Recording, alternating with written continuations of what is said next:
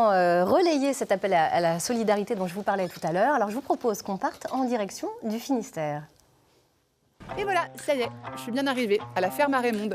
Un lieu solidaire, une ferme qui promeut la biodiversité et le développement durable. Ils ont besoin d'aide parce qu'ils veulent planter une forêt de toutes pièces, planter des arbres. Et moi, je vais venir les aider parce qu'ensemble, c'est mieux.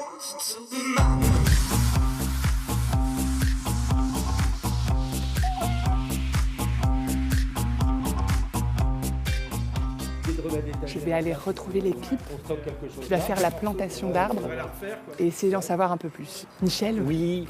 Bonjour. Bonjour, bonjour. Comment ça se prépare, la plantation? Là, on est en train de faire un débriefing pour après-midi pour préparer la fête d'hiver. C'est la première année que vous faites ça? Ah non, c'est pas la première année. On fait ça depuis 15 ans. On fête les saisons depuis 15 ans. Mais c'est la première grande fête qu'on organise ici sur la ferme à Raymonde.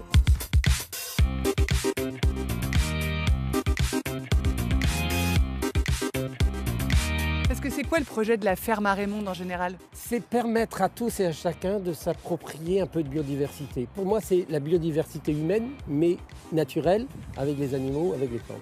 C'est tout l'environnement qui doit être pris en compte.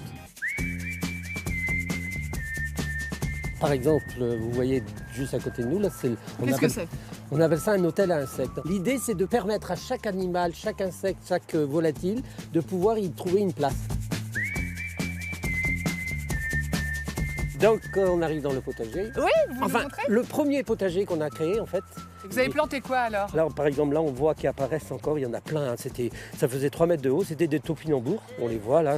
Quand on fouille un petit peu, dès qu'on les sort, vous voyez, c'est une production complètement surréaliste. Ah bah ouais. Là, il y en a beaucoup. Il y en a énormément. Donc, on le distribue, on le donne aux gens et puis aux animaux. Qu'est-ce que je vois là-bas? Parce qu'il y a aussi une plantation, c'est ça? Alors une plantation là, qui est prévue. on va aller sur notre projet grandiose. C'est sur la création de la forêt. C'est-à-dire qu'on va permettre aux gens de pouvoir y mettre un arbre qui va être là pour les générations futures.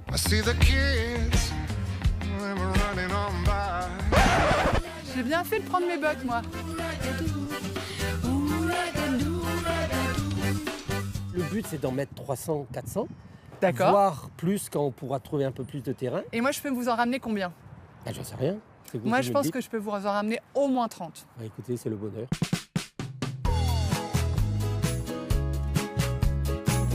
Il y a quelques essences qu'on a installées. Hein. On voit là, il y a des érables du Japon. Ouais.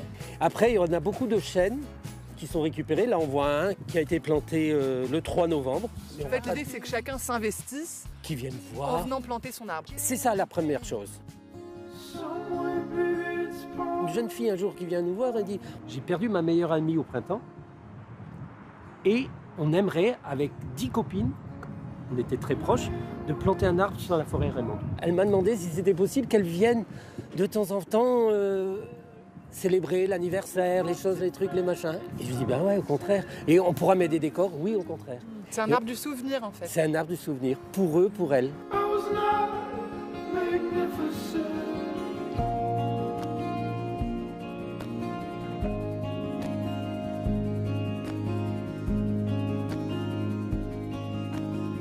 Là-bas, on était sur l'espace agricole.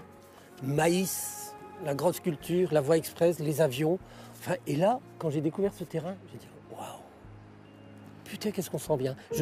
C'est l'endroit le plus agréable de la propriété. On se croirait dans un cocon, un peu, un cocon de verdure. Je l'ai appelé le potager d'Hervé. R.V. Pourquoi? Parce que c'est un bonhomme que j'ai connu, qui a quitté notre monde. Et son père, quand il est parti, il m'a dit « C'est dommage qu'il n'ait pas eu assez de temps pour te rencontrer, pour remettre les pieds dans la terre. Ça m'a tellement marqué qu'on a appelé ça Hervé. Ce qui est touchant, c'est qu'on voit que ça a été pensé pour être durable, être dans l'avenir, et en même temps, c'est fait de toutes ces histoires individuelles.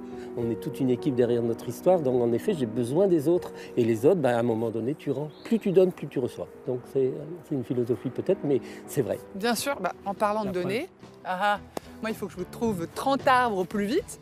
Donc je vous laisse, je vous retrouve très vite, et je vais aller chercher ces 30 arbres. On se dit à très vite. Ça marche? Ok, super. Ok. Au revoir.